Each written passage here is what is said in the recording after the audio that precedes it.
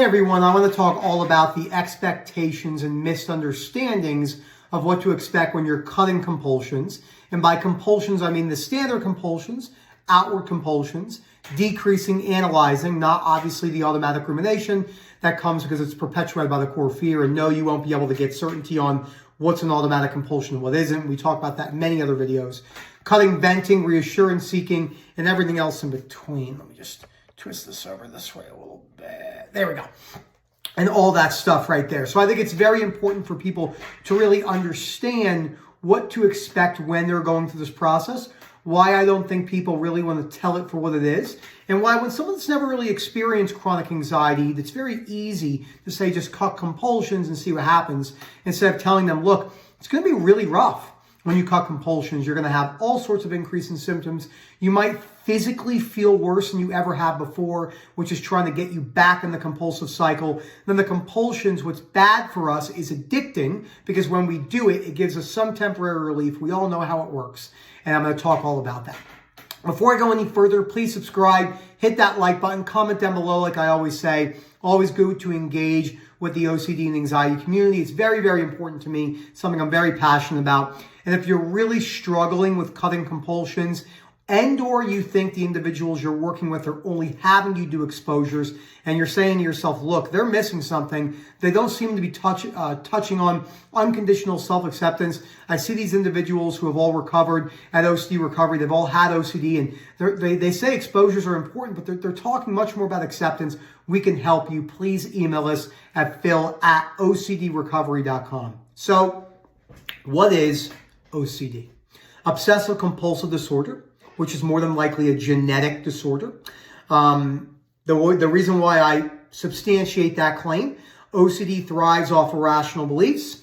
All humans have numerous irrational beliefs and numerous compulsive behaviors, all the way from overeating to overspending to drinking and smoking. And if it was just environmental and trauma-based, and because everyone says they have trauma nowadays, is everyone would have chronic OCD. I hear the stuff that, 2 in 100 people have chronic OCD or OCD. Let me pull up the calculator. So if you went to a football stadium, let's make it even bigger than that. Let's go like a big soccer stadium, 70,000 people, 1, 2, 3, times 0.02. That means that there'd be 1,400 people just in that one soccer stadium with chronic OCD. Absolutely not true. So you're not alone, but the statistics on a data sheet are highly exaggerated, and it's very hard to understand OCD in research because it's primarily an emotional in your head disorder. You can't really track it that well because the tracking becomes a compulsion. So there's all these really interesting things about it. So what to expect when you start cutting compulsions? You are going to feel horrendous. Very, very bad. And every time you go backwards and do compulsions, which you will, okay, many, many, many times, you are instilling that belief pattern more and more and more. Let me give you an example. You and me are walking down the street. I'm going to tell you how behaviors instill beliefs. You and me are walking down the street, side by side. Someone comes up and shoves you. I don't even speak, and I hook him right in the nose. I punch him right in the nose. Give him a little black eye, okay? I might not have thought anything consciously, but in that action, it instilled this belief more than likely.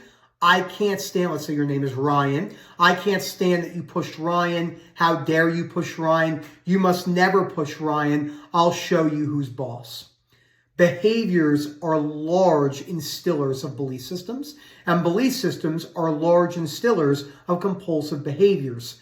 Emotions, running from negative emotions, instills behaviors and beliefs. It's all intertwined.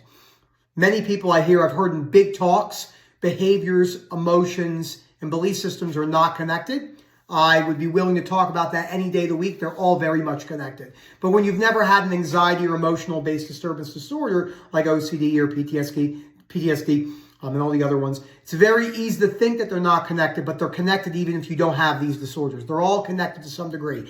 Not a 1-to-1 ratio, but very much so. So what are the big compulsions? Let me get out Mr. Sticky Note himself. Okay, so we got venting, Now, venting is sneaky because we have the tone, okay, the tone of how people say it, the frequency of how they say it, and then other people. This is a really sneaky one people do. They go from person to person to person, asking different people, hoping they're not communicating. We get this a lot between all the coaches. So venting, we have your standardized reassurance seeking, okay? So we know, now reassurance isn't just, am I a bad person? Am I going to die? Am I going to be stuck forever? There's a whole plethora of different parts in that, okay? We have the confession, okay? Oh my gosh, I did this over and over and over again. These three are very much in the same category of how it presents when you're asking people, okay? We have all of the type of avoidance behaviors. Now, I can't talk about all those right now because I'll end up talking for an hour. We have all the outward compulsive behaviors, which is a form of avoidance. It can be, if you're avoiding going to the gym, you're doing an outward compulsion, but there's a lot of outward compulsions, checking, light switches, washing hands, magical thinking, typing things in the computers, clicking the pen 6 times in a row, a lot of the big outward ones. We have the analyzing, okay? So we have a lot of analyzing that goes on. Analyzing can be anything from, sitting down, trying to work out whether you're in the right relationship or not over and over and over and over and over again. So that's a big one. Let's see if there's any big ones else that I want to cover. These are all the main ones. I mean, the compulsive avoidance and the avoidance ones could be literally 3-hour separate videos, but like outward compulsions, compulsively going to the gym, compulsively drinking caffeine, compulsively doing drugs, compulsively abusing pornography or adult websites, compulsively yelling at people on the road, avoidance behaviors, avoiding driving, avoiding caffeine, avoiding alcohol, avoiding going to work, avoiding taking the promotion, avoiding getting married, having children, moving on with the relationship further, avoiding the extra phone call, avoiding reading, avoiding getting up in the morning. So there's so many different things you could do. It's why it's so important to spend numerous calls with people going over all this stuff. Okay, so this is what that looks like right there. Those are all the ones. Those are the big ones right there. So fun fact. So I have psoriasis. So one of the symptoms of psoriasis is pitting nails. So like when you look at my nails, it's so hard to tell, but like my nails will be like eaten away from my psoriasis. And like that's one example right there of something that people would avoid. Like I have plaquing on my legs, and when I cut my legs when I'm lifting and deadlifting, it creates scars, and it looks really disgusting to some people. And I would, I'm going to wear pants. I don't want people knowing this. I'm going to talk to people kind of like hiding my fingernails. So there's all these different types of things that people can do based on actual conditions that they have as well. Stuttering problems. Maybe they're not the most physically attractive human being. Maybe they're overweight right now and they're avoiding going to the gym for judgment. So that like that. So what to expect when you're doing this. So this is very important. So let's say you dive in, okay? So you dive in to the fire. And when we say dive into the fire, I don't mean tiptoe around it. The chances of you diving into the fire right away is basically 0, but you can learn to really dive into the fire in the long run. So what to expect, okay? You'll have an increase in many intrusiveness. Now, when I say many intrusiveness, what do I mean by that? I mean thoughts, images, sensation, urges. The automatic aspect of your OCD cycle is going to go bonkers, okay? It's going to go bonkers, and I mean like really going to go bonkers. And that's something we just have to accept. You'll probably get a lot of, I'm just going to put SX for short. It's just a medical way to put symptoms. So you'll have new symptoms. Old, this is another big one. So old symptoms that you haven't had for a while, those will increase. Presentation increase of new fears. Overall, you're going to feel really bad. Okay, so this is what to expect. So you dive into the fire and you're going to have an increase in all these different things. If you don't expect that to happen, you're kind of only going halfway, so, because you're not taking the realistic perspective. This is why a lot of people don't do a lot of things in their life. They don't get married. They don't start a business. Or they do, and then things get hard and they quit. It's probably more so that one. where you can't think about everything all the time because you're a human and you're fallible, but a lot of people do brush over a lot of this stuff. So when you jump into these things like this, it is important to remind yourself it's going to feel really bad for a long time. The other thing to cover in this that is very, very important to cover, okay?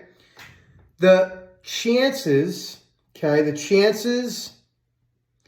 of this going right, okay, of this going right the first time is basically 0%. 0% chance. I've worked with many, many people. I've done this myself. The chances of you cutting all compulsions in this very linear fashion is 0, okay? The second thing to remind yourself of, or to remember and have an awareness of, because I always say half the OCD battle on an arbitrarily number is understanding the practicality of OCD. What I'm talking about right now is the practicality of what to expect, not the neurophysiology, neuroanatomy, dopamine, serotonin. Cool stuff doesn't provide any insight to recovery whatsoever. Chance of this going right is 0. It's going to feel, I'll make this very, very capital letters, feel real. So it's going to feel as real as it can get. It's going to do everything it can to get you back in the cycle. And then the other thing and the third thing is it's going to take time to get under all of them. Get under all. The reason why it's going to take time is because, and those 3 right there, this is what to expect. So remember, chances of this going right is 0. It's going to feel very real, and it's going to take time to get underneath all of these. The reason why this video is so important is because not only do we think it's all going to go in a linear fashion, you think you're going to understand all your compulsions and or avoidance behaviors right away. Now, as I'm ending this video up, let's go over a couple of what mine were. I think this is very important. So, compulsiveness with the gym and exercise, constantly changing my workout program, constantly rushing my workout, constantly taking selfies and everything that involved needing to look good all the time and making sure I looked great, compulsively venting and giving my wife attitude, asking for reassurance and confession. I don't want to do this anymore. I don't want to be here. I want to kill myself. Low frustration tolerance behaviors, skim reading, not taking my time, rushing things, only focused on the outcome and not focused on the day-to-day journey of things, always looking for results. I want the results now. I want it now. So that was a really big thing that held me back. Just a lot of rushing, impatience, anything with impatience, which is really easy for us. So just remember, it's going to take time. Not going to have it all figured out today. You could still move day by day. Don't expect to have everything figured out. Show yourself some compassion and work on patience. Thank you so much. Again, if you're struggling with any of this, please let me know. Reach out to Phil at OCDrecovery.com. Me, Rob, or Moment, or anyone would love to help you. And our webinars, which are on Tuesdays at 8:30 p.m. UK time. If you're only conversating with us on social media, please throw us a DM. We check almost all DMs. We can't answer all them, but we can check them. Hey, I'm looking for this and that, because a lot of our DMs are just reassurance questions, which we understand. Thank you so much, and as always, have a great day.